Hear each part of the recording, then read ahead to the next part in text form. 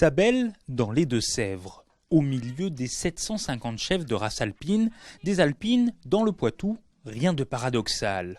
Au cœur du GAEC, la Buchellerie, et des 190 hectares de prés et de culture, Laurine, 25 ans, est installée sur la ferme familiale aux côtés de son père et de son oncle depuis 2 ans maintenant.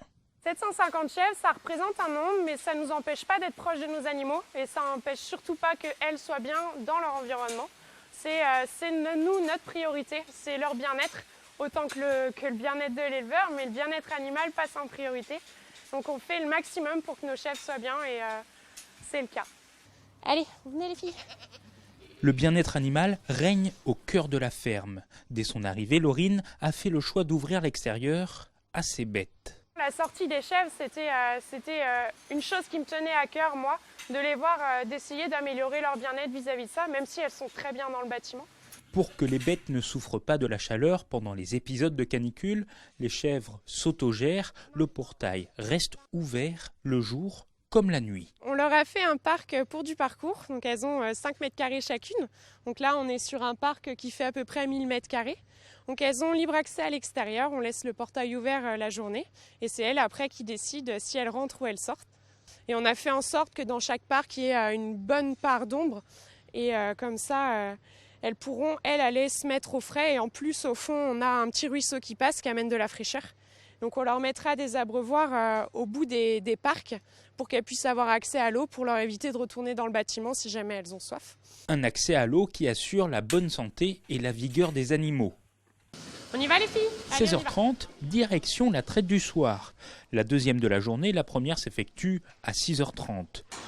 Là aussi, le bien-être animal a sa place. Lumière, fraîcheur l'été, chaleur l'hiver. Dans la salle de traite, le bien-être animal, ça va être l'aération par exemple, comme ce qu'on a au-dessus, qui nous permet de réguler la température. L'hiver, ici, on est dans une pièce qui est isolée, donc l'hiver, il ne fait pas froid. En plus, on a le tank derrière qui nous ramène de la chaleur. Les animaux sont serrés les uns contre les autres, mais sans être attatinés, donc ils arrivent à être à l'aise quand même à respirer sans avoir trop chaud. Laurine a toujours des idées pour améliorer la qualité de vie et le confort de ses protégés. Donc nous, actuellement, on n'a pas de décrochage automatique, mais c'est quelque chose qu'on va mettre en place à la fin de la saison laitière. Et comme ça, une fois que la chèvre sera terminée de traire, le pot s'enlèvera tout seul de la mamelle. Donc ça va éviter de surtraire et donc d'abîmer les mamelles. De bonnes conditions qui s'appliquent dès les premiers mois des chevrettes. Elles aiment profiter de leur espace, des aires de jeu à leur disposition et ne peuvent s'empêcher de grimper sur leurs visiteurs. Elles sont bichonnées et nous bichonnent aussi. Donc là, on est dans le bâtiment chevrette. Donc ici sont les petites chevrettes qui sont nées au mois de janvier-février. Elles sont sevrées. Maintenant, elles consomment des céréales à volonté et du foin et de la paille pour commencer à ruminer. Elles mangent toute la journée, elles jouent, elles dorment et elles font leur vie. Elles ont un grand bâtiment lumineux, aéré pour elles. Dans un premier temps, elles restent à l'abri et d'ici quelques semaines, elles vont pouvoir elles aussi commencer à sortir à l'extérieur.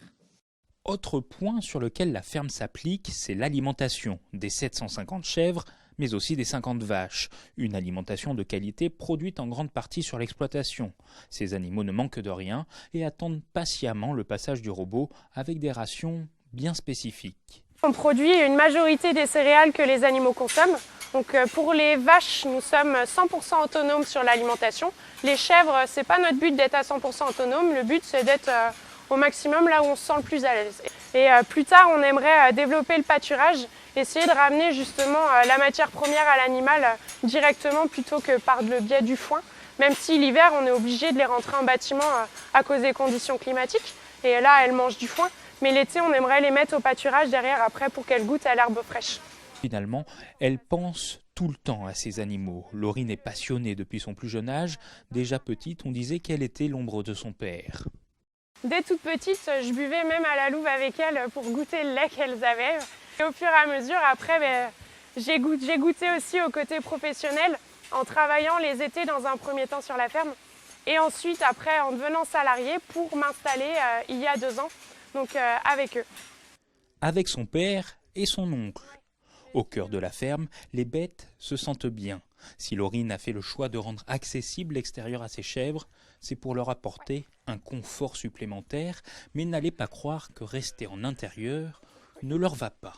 Le bien-être ne veut pas forcément dire extérieur, c'est clair. Les chèvres sont très bien dans leur bâtiment, on les paille régulièrement pour qu'elles aient une litière qui soit toujours propre. Elles ont accès à l'eau, à l'alimentation à volonté. Elles ont de l'espace chacune, elles ne se marchent pas dessus. Elles ont toute la place de s'allonger comme elles veulent. Elles ont la place de faire de l'exercice, de marcher.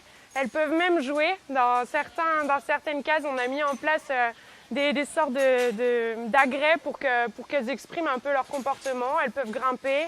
Sont très curieuses, donc on leur met en place des nouveaux objets qui vont venir les intriguer pendant plusieurs jours. Donc non, l'extérieur n'est pas forcément essentiel pour le bien-être de l'animal. Que de bonnes intentions. C'est le quotidien de Laurine, son père, son oncle, ainsi que la salariée qui œuvre dans le bien-être des animaux.